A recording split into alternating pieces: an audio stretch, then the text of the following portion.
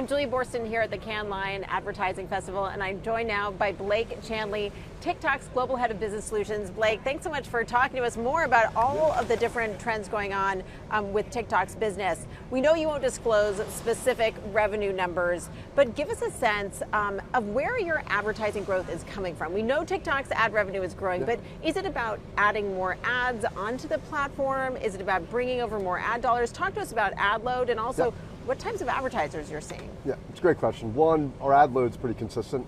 So we're not in a place where we're pumping up ad load to hit revenue targets and things like that.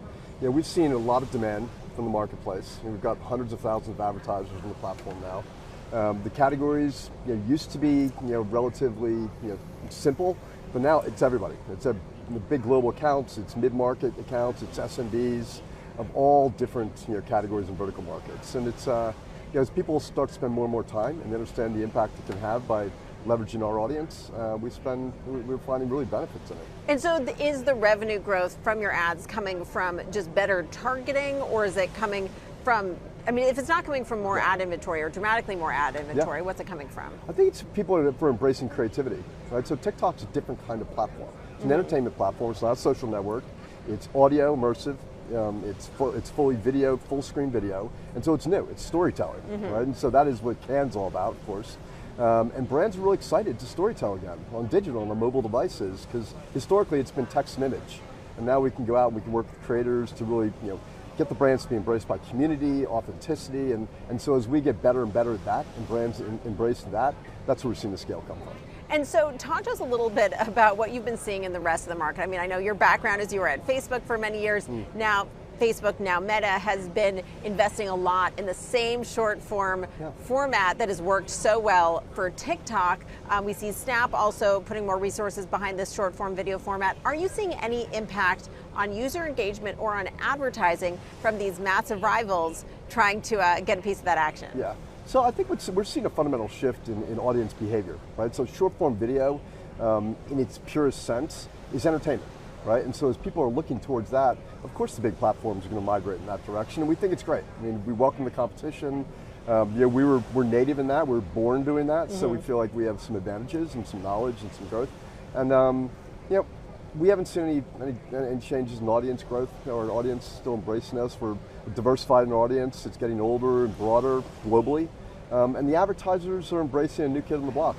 They like having competition. We think we bring some energy, we bring some innovation to the space, which is important. And so do you think you're bringing advertisers over from the likes of Meta and Snap, or are you bringing them over from the likes of television?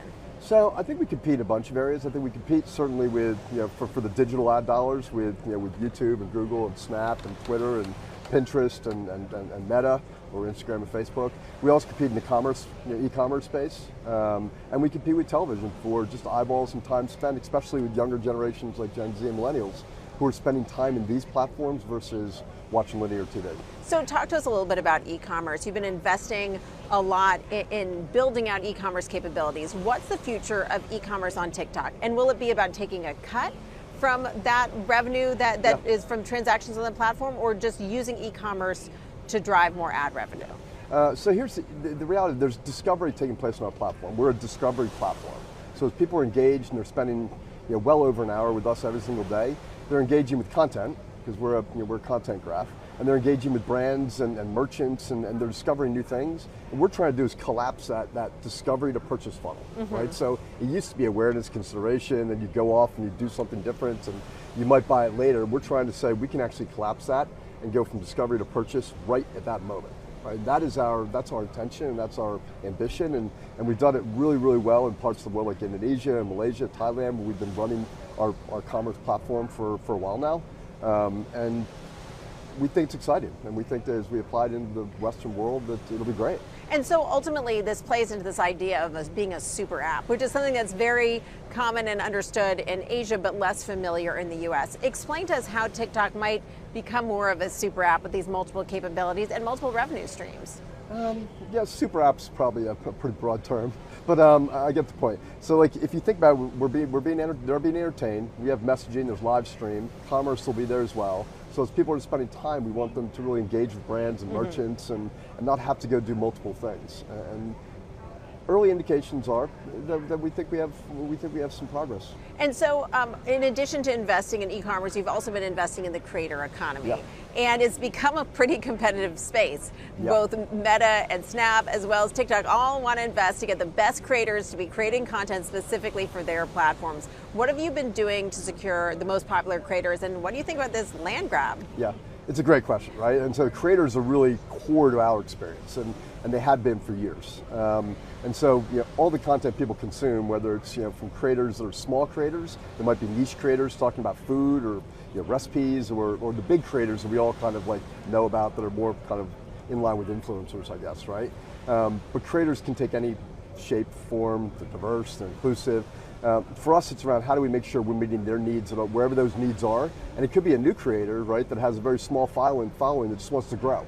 And our platform allows them to grow really fast. The one thing we do better, I think, than most is virality and capturing of culture. And so as those folks get more mature on the platform, then we want them to be able to monetize their audience. And so whether that's through a variety of different means, brand engagements, rev shares, different tools to give them to make money on what they're building. And so we've seen this over and over again, amazing creators building lifestyles and building careers on our platform, and everybody's seen it, right? And it is important. Like, we as an industry need to embrace that, and we need to provide them with a real way to make a living. And so I think you're seeing everybody focused on it. And I wouldn't call it a land grab. I would say we're being really thoughtful about how we build this, and we enable creators to build great careers and lives on our platforms.